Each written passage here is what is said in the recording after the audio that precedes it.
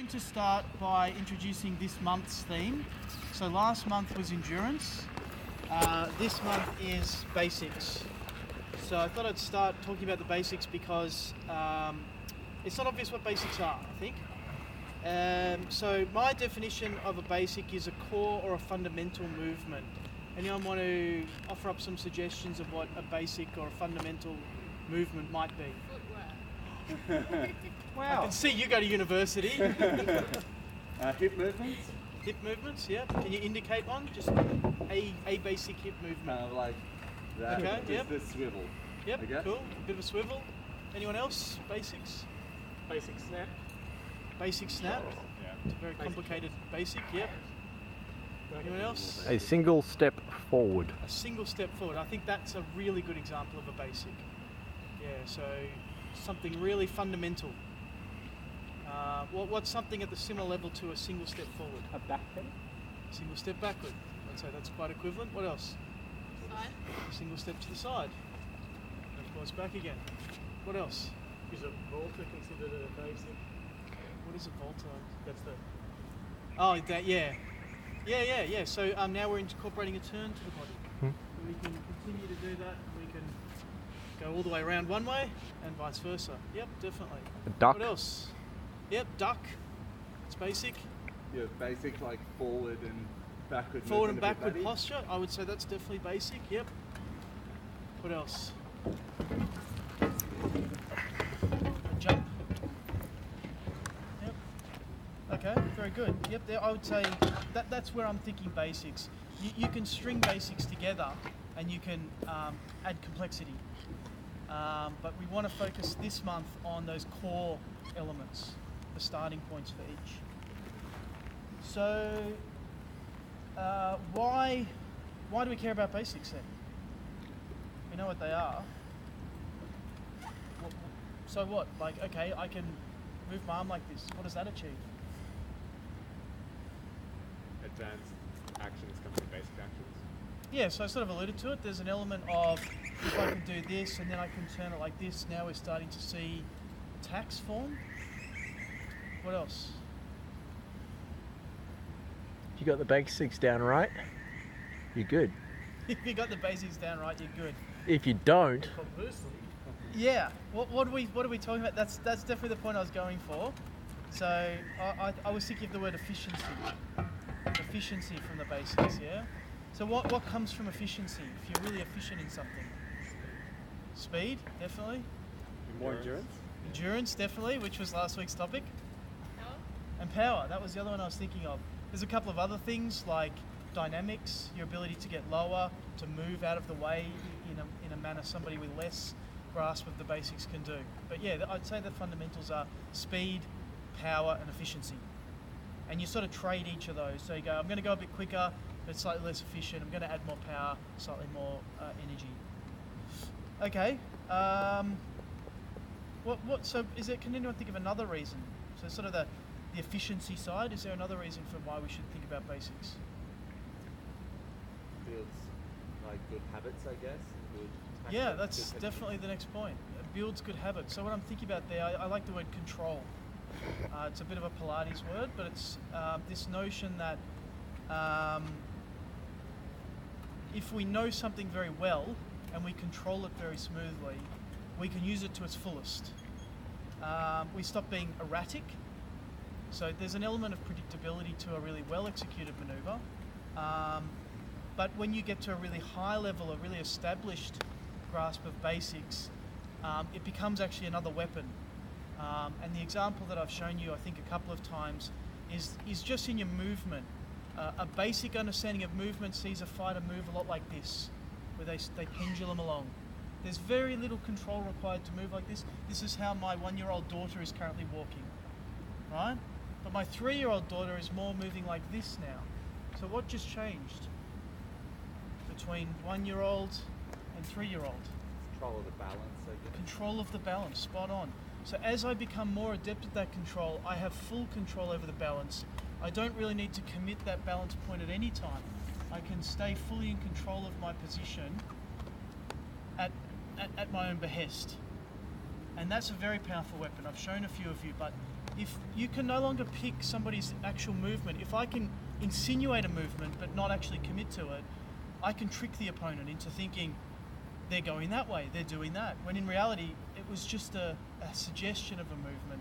And as soon as they move, I then adapt my movement some other way and take advantage of that.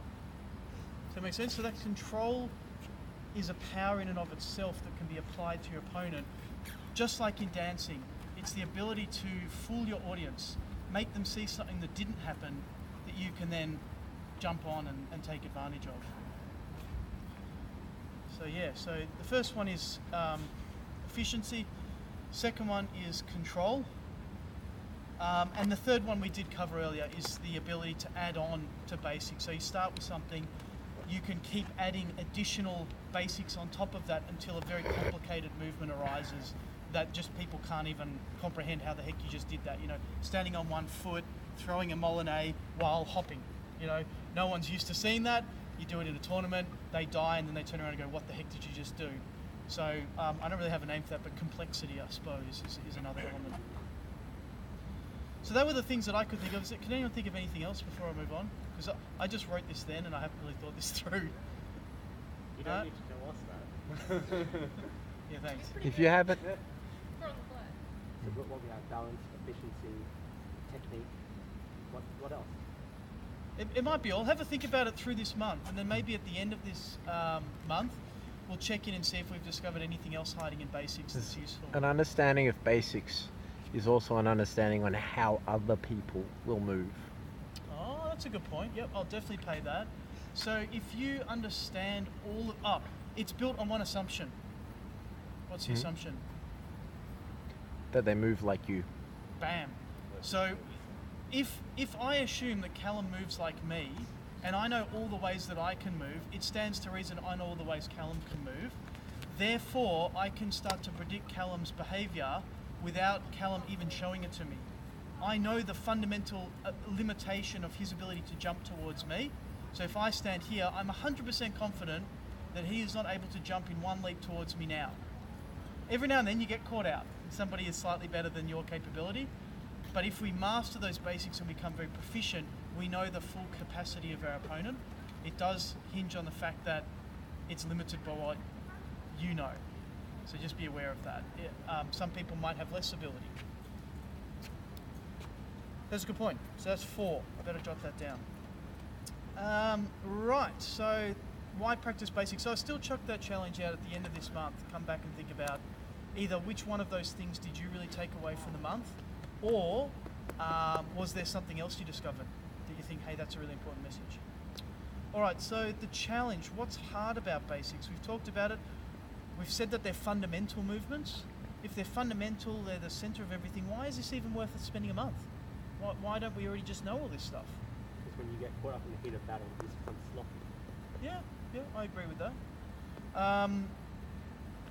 I think it's hiding in the word basic. Those that study, all of you, I'm sure are aware that the more basic something becomes, the harder it is to grasp. Until you get down to the absolute minute details and you go, God, I really can't put all that into context easily. Whereas something that's built upon, you can package up quite neatly and go, this is an example of that. So the fundamentals are actually much more difficult sometimes to define and grasp than the complex behaviors that we see. And so this has a really direct and really profound effect on training. What do you think that is?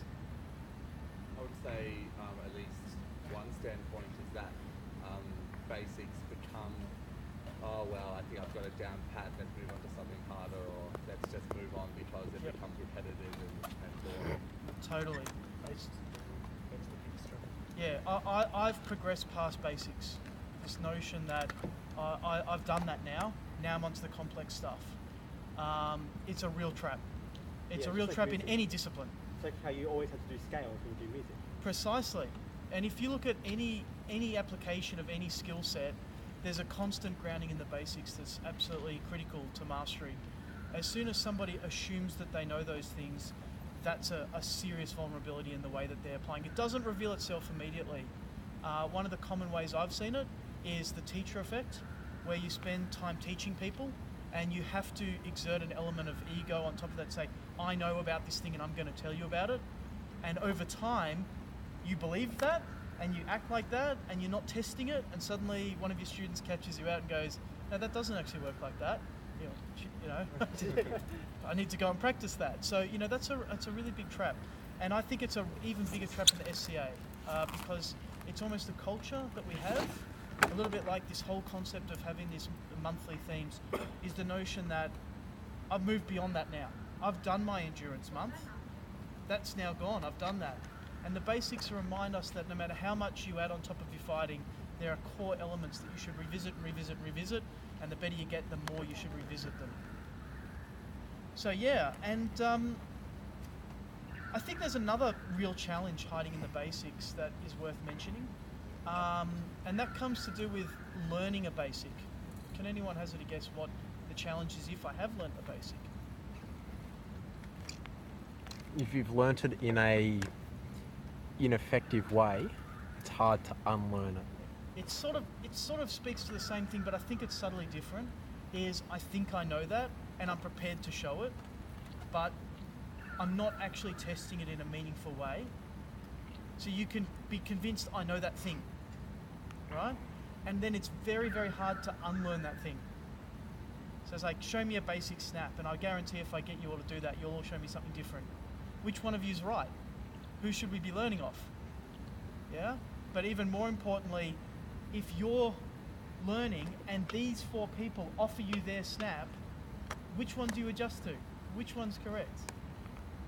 And even when you try to adapt to that, which part of your fundamental knowledge was wrong to not be able to do their version of it? It sounds simple, but when you actually try it, it's freaking hard. And you sit there going, I just can't do that. And you get really frustrated. I know one shot where I should be able to turn my body and throw that shot and it should work. And yet, I can't do that shot. It just doesn't compute. Doesn't mean the shot's wrong. Well, I can't prove that the shot's wrong. Secondly, people have done it to me and I've died, so I'm pretty sure it's not. But that's a really challenging thing, especially as you get more comfortable in your fighting, to go back and go, no, I really don't know that thing. I'm going to have to work. Which basic is missing for me to do that takes a whole lot more energy than me just doing the same thing I normally do. So for me, I think that really wraps up basics, and I think that wraps up the challenge, why we should spend a month on it. A lot of the stuff we're going to try and look at this month is going to be challenging for you. It's going to seem simple, and sometimes you're going to feel like, hey, I know this thing, this is a good one, and someone's going to come and go, no, you're doing that wrong, and that's going to be a really hard feeling. So this month, be prepared to call each other out and go, hey, that basic we talked about, I think you're not doing that. And when somebody says that to you, don't put up your barriers and go, oh no, I know how to do that thing, leave me alone. Instead, go and watch the video that's been taken and see for yourself. That's a really good way to check and go, oh yeah, look, every time I did do that. But also just go and rehearse the right thing. So I've done this thing, someone's called it wrong. What was the thing that we were working on to relearn that thing correctly? I'll go and do that 5 times and then try again and see if I repeat it. Cool? All right. The good news is basics are really basic. It's really easy for me to show the concept. We don't need to spend a long time on it. So here comes footwork, the basics. So Huzzah. the first part of footwork basics is alignment. If you do dancing, if you do any form of martial arts, if you do any form of body activity, a tradie, right, this comes into play. If you have poor alignment, things go bad. If you have good alignment, things go good. It's that simple. So when we're fighting, who can